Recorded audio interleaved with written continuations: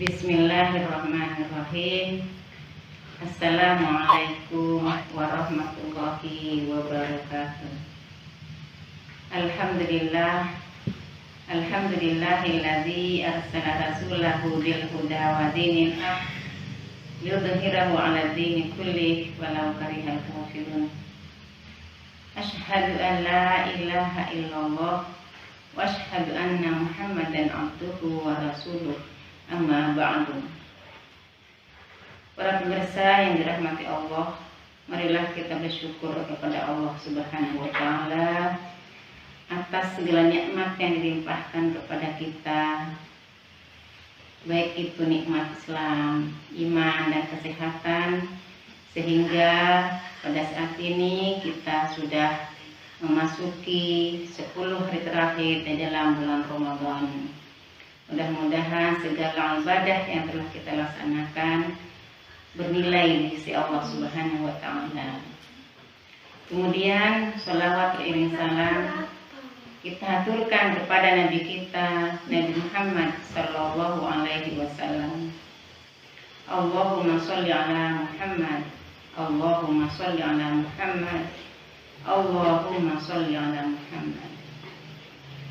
Para pemirsa yang dirahmati Allah, pada kesempatan ini saya akan menyampaikan sebuah ceramah singkat yang berjudul Ghibah yang dibolehkan di dalam ajaran Islam.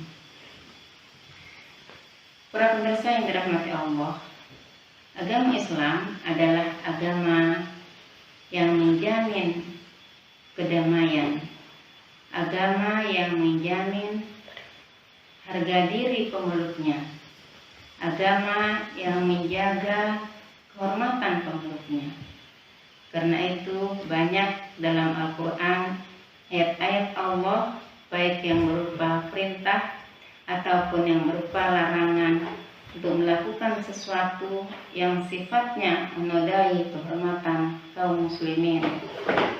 Di antaranya adalah terdapat di dalam surah Al-Hujurat ayat 12, Allah Subhanahu wa taala berfirman, A'udzu billahi minasyaitonir rajim. Ya ayyuhalladzina amanu ijtanibu katsiran minadh-dhanni inna ba'dadh-dhanni ismun wa la tajassasu wa la yaghtab ba'dukum ba'dha ayuhibbu ahadukum ayyakula lahma akhihi maitan fakarihtumuh wattaqullah innallaha tawwabur rahim. Ya ayyuhalladzina amanu ijtanibu katsiran minadh-dhanni. Wahai orang-orang yang beriman, jauhilah olehmu prasangka. Inna ba'dadh-dhanni ismun, karena sesungguhnya prasangka itu membawa kepada dosa. Wala tajassasu, dan jangan engkau mencari-cari kesalahan orang lain. Wala yaghtab ba'dukum ba'dha, dan jangan engkau menghibah. Ayuhibbu ahadukum ayyakula lahma akhihi maitan fakarihtumuh. Apakah engkau suka untuk memakan daging saudaramu yang sudah menjadi bangkai? Wattaqullah, takutlah engkau kepada Allah. Innallaha tawwabur rahim. Sesungguhnya Allah Maha penerima tobat dan Maha penyayang.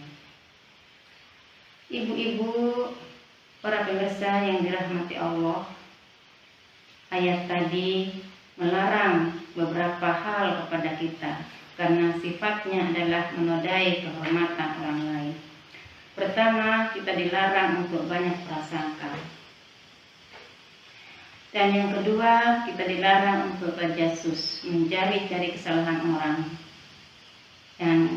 Dan ketiga adalah dilarang untuk berghibah. Ghibah ini ya Bu ya adalah satu dosa yang mudah sekali melaksanakannya, tetapi dosanya luar biasa.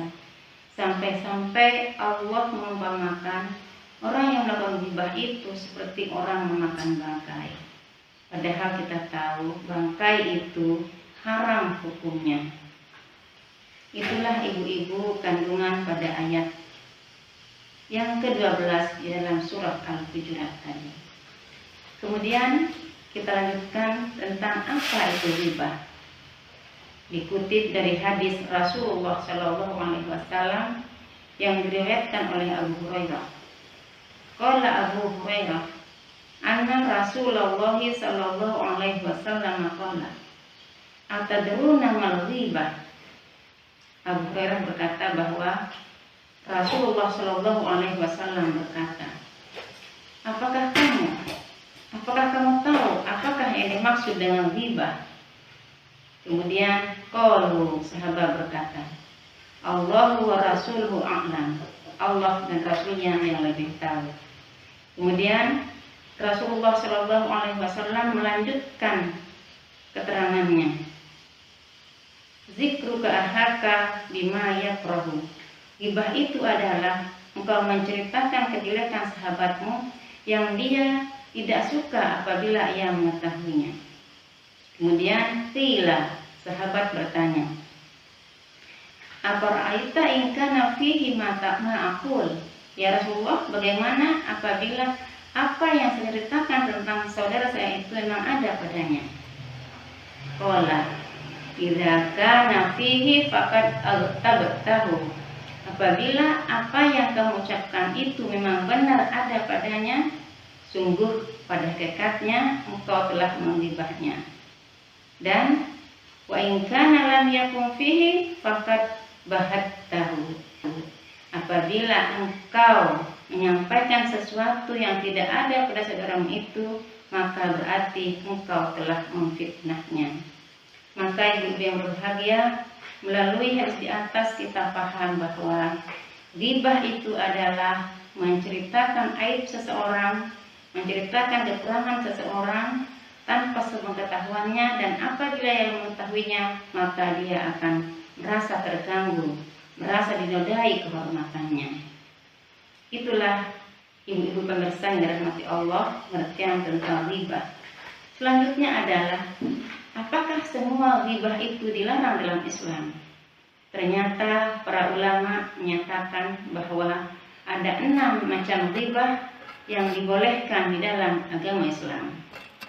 Yang pertama adalah ghibah untuk pengaduan. Artinya kita menyampaikan kepada penguasa atau pihak yang berwenang tentang kezaliman yang dilakukan oleh seseorang. Kemudian yang kedua adalah ketika kita meminta bantuan kepada orang lain untuk memperhatikan seseorang yang melakukan kemaksiatan. Dan yang ketiga adalah ketika kita menyampaikan ghibah kepada seseorang dengan tujuan untuk meminta fatwa. Hal ini pernah terjadi di zaman Rasulullah SAW ketika Hindun, istri dari Abu Sufyan, datang kepada Nabi SAW, kemudian yang menceritakan bagaimana sikap suaminya kepadanya. Hindun berkata, ya Rasulullah, suami saya Abu Sufyan itu adalah seorang suami yang kikir. Dia tidak memenuhi kebutuhan saya dan anak-anak saya, kecuali apabila saya mengambil tanpa sepengetahuannya. Maka Rasulullah SAW berkata kepada Hindun, wahai Hindun, ambil sebagian dari harta suamimu itu untuk keperluanmu, untuk keperluan anak-anakmu dengan cara yang ma'ruf. Kemudian ghibah yang keempat yang dibolehkan adalah ghibah untuk menyelamatkan kaum muslimin agar tidak jatuh kepada hal-hal yang tidak dibolehkan, agar tidak jatuh pada hal-hal yang merugikan. Ini juga pernah terjadi di zaman Rasulullah ketika Fatimah binti Qais setelah selesai masa iddahnya, dia dilamar oleh 2 orang laki-laki, maka dia mengajukan hal itu kepada Rasulullah. Dia ceritakan, ya Rasulullah, sekarang ini saya dilamar oleh 2 orang laki-laki. Pertama adalah Muawiyah dan yang kedua adalah Abu Jahal. Maka apa kata Rasulullah? Rasulullah berkata, Muawiyah itu sebenarnya dia laki-laki baik, tapi dia laki-laki yang miskin. Jadi ibu-ibu, Muawiyah miskin, cuma dia penyabar, dia baik akhlaknya kepada keluarga dan istrinya. Adapun Abu Jaham, kata Rasulullah, Abu Jaham itu adalah seorang laki-laki yang tidak pernah melepas cambuknya. Artinya, Abu Jaham itu adalah tipe suami yang kasar kepada istrinya. Apabila istrinya melakukan kesalahan, tanpa segan dia akan mencambuknya. Ibu-ibu yang berbahagia, maka apabila ada suami yang kasar kepada istrinya, maka itu adalah suami keturunan Abu Jaham.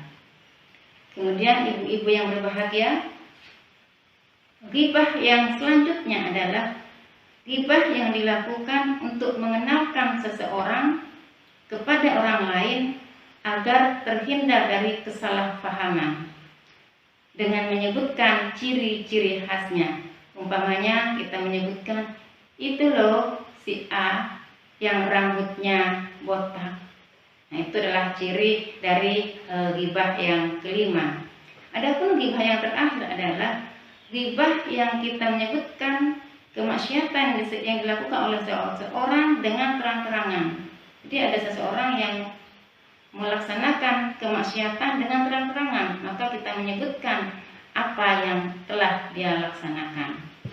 Ibu-ibu para pemirsa yang berbahagia, itulah 6 macam ghibah yang dibolehkan dalam Islam, dan dengan catatan bahwa ketika kita menyampaikan ghibah ini hendaklah sebatas keperluannya, jangan sampai berlebihan ketika menyampaikan. Dan akhirul kalam, sampai di sini apa yang dapat saya sampaikan. Assalamualaikum warahmatullahi wabarakatuh.